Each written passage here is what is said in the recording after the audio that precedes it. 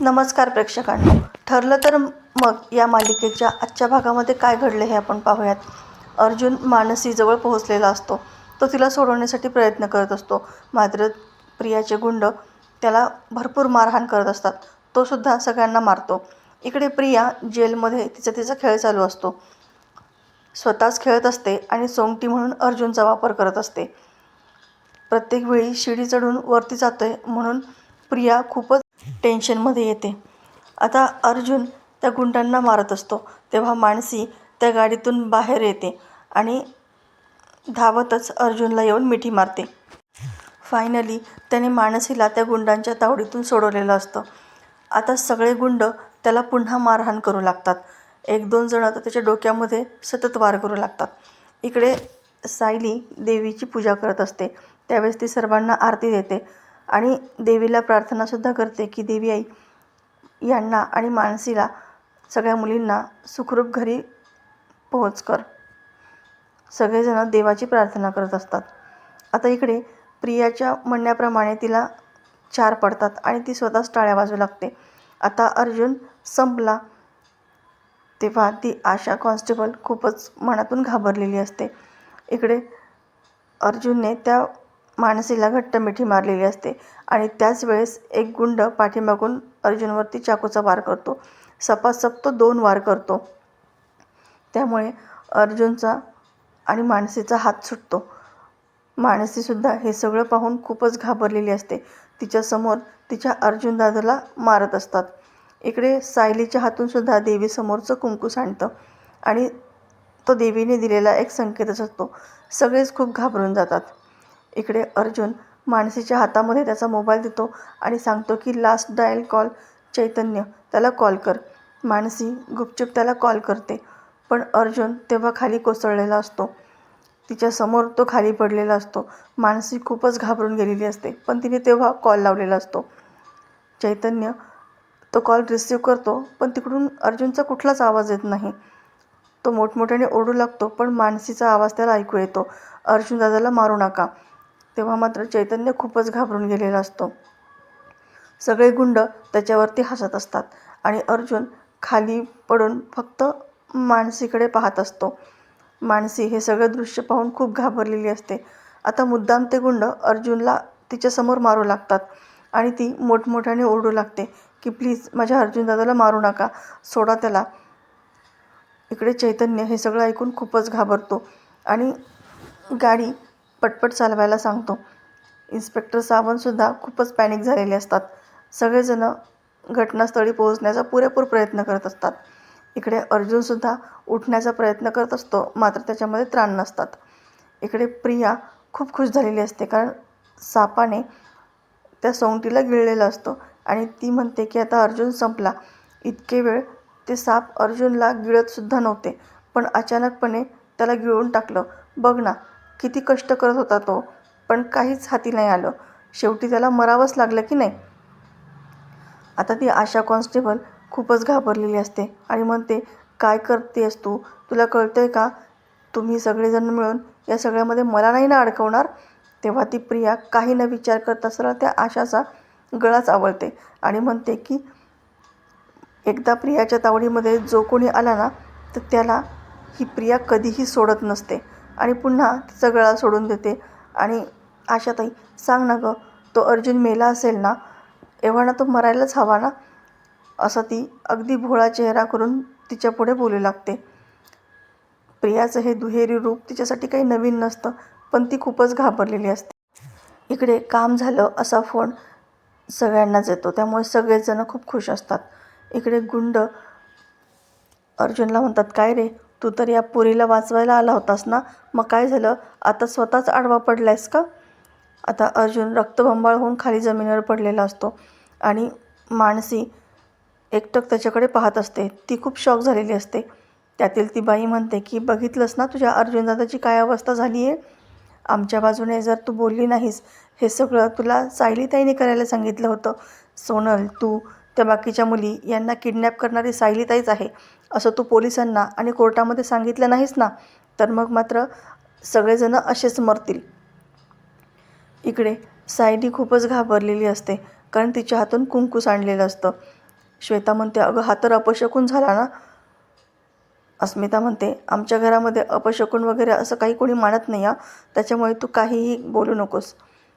आता सायलीलासुद्धा मनातून हेच वाटत असतं, पण सगळेजणं तिला धीर द्यायचा प्रयत्न करतात आणि असं काही नसतं. अस्मिता, ते कुंकू भरून घे बरं, असं कल्पना सांगते. आता श्वेता ते कुंकू भरून घेते आणि सायलीला सगळे शांत करून हॉलमध्ये घेऊन जातात. मात्र तिच्या डोक्यामध्ये एकच विचार घोळत असतो की हा सगळा अपशकुन तर नसेल ना. प्रतिमासुद्धा तिला समजावते आणि तिथून घेऊन जाते. श्वेता मात्र मनातून खूप आनंदित झालेली असते. आता इकडे प्रिया मोठमोठ्याने गाणं म्हणून नाचूच लागते, कारण तिला खबर मिळालेली असते की अर्जुनला संपवलेलं आहे, तिचा प्लॅन यशस्वी झालेला आहे. ती आशा कॉन्स्टेबल म्हणते, अगं हळू ना, त्या पोटातल्या बाळाचा तरी विचार कर, नाचतीये कसली. तेव्हा प्रिया रागातच तिला म्हणते, अगं पोटातल्या बाळाचा विचार करते ना, म्हणूनच तर हे सगळं करते. आता इकडे महिपत, सचिन आणि राकेश तिघेसुद्धा छान नाचत असतात. महिपत त्याच्या सवयीप्रमाणे आनंदी आनंदाकडे, जिकडे तिकडे चोहीकडे असं म्हणून नाचत असतो आणि म्हणतो, दीक्षित तुला सांगतो, सगळे सैतानी लोक एका बाजूला आणि दुसऱ्या पारड्यामध्ये ही प्रिया ठेवली ना, तर धपकन या प्रियाचंच पारडं खाली जाईल बघा. पुन्हा सगळे नाचू लागतात. इकडे मानसी एकटक अर्जुनकडे पाहत असते. तितक्यात पोलीस येतात. सगळे गुंड पळापळ करतात. त्यातील एक गुंड पोलिसांच्या हाती लागतो. आता चैतन्य धावतच येतो. अर्जुन तिथं खाली बेशुद्ध पडलेला असतो. तो घट्ट त्याला मिठी मारतो आणि उठवण्याचा प्रयत्न करतो. तो खूपच घाबरून गेलेला असतो. घाईघाई ॲम्ब्युलन्सला फोन करायला सांगतो. तसं इन्स्पेक्टर सावंत फोन करतात आणि त्याला हॉस्पिटलमध्ये घेऊन जातात. आता इकडे सगळेजण फोनची वाट पाहत असतात. महिपत म्हणतो, नाही तेव्हा ट्रिंग ट्रिंग 17 वेळा वाजत असतो, पण आता ऐन वेळेला वाजत नाही आहे. काय करायचं याचं, एकदा वाज तरी. आणि तितक्यात फोन वाजतो. सचिन तो फोन रिसीव करतो. महिपत म्हणतो, तुला प्रत्येक वेळी सांगायचं का रे, फोन स्पीकरवर टाक म्हणून. आणि मग तो फोन स्पीकरवर टाकतो. तिकडून महिपतचे गुंड म्हणतात की काम झालं आहे आणि जे काही घडलं होतं ते सगळं ते सविस्तर त्यांना सांगू लागतात. अर्जुनला कसं मारलं हे सुद्धा ते महिपतला सांगतात आणि त्यावेळेस महिपत मात्र खूपच खुश झालेला असतो.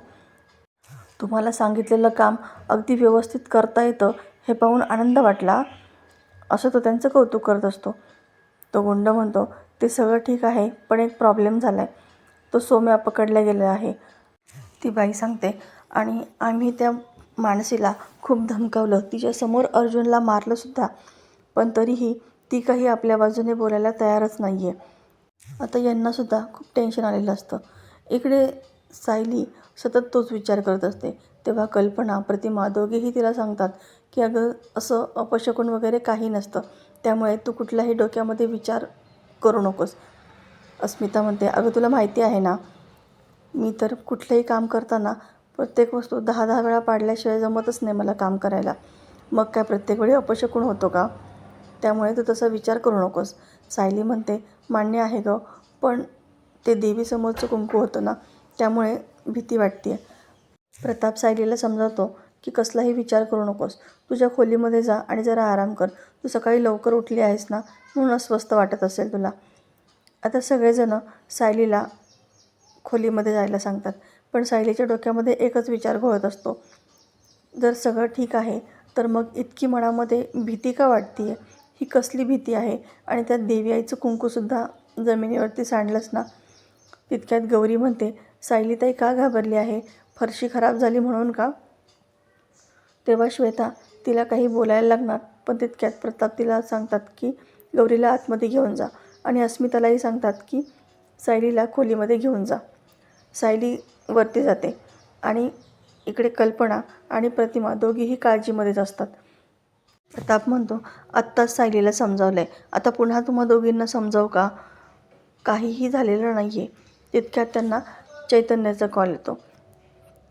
चैतन्य खूप रडत असतो आणि त्यांना विचारतो की काका, सायली बहिणी कुठे आहे. तेव्हा ते सांगतात की ती आत्ताच खोलीमध्ये आराम करायला गेली आहे. आणि हे ऐकल्यानंतर मात्र तो एकदम हताश होऊन खाली बसतो. मोठमोठ्याने रडू लागतो, काका अर्जुनवरती गुंडांनी हल्ला केला आहे, तो खूप जखमी आहे. आता हे ऐकल्यानंतर प्रतापच्या हातातील मोबाईल खाली पडतो. प्रतिमा तो उचलते आणि स्पीकरवरती टाकते.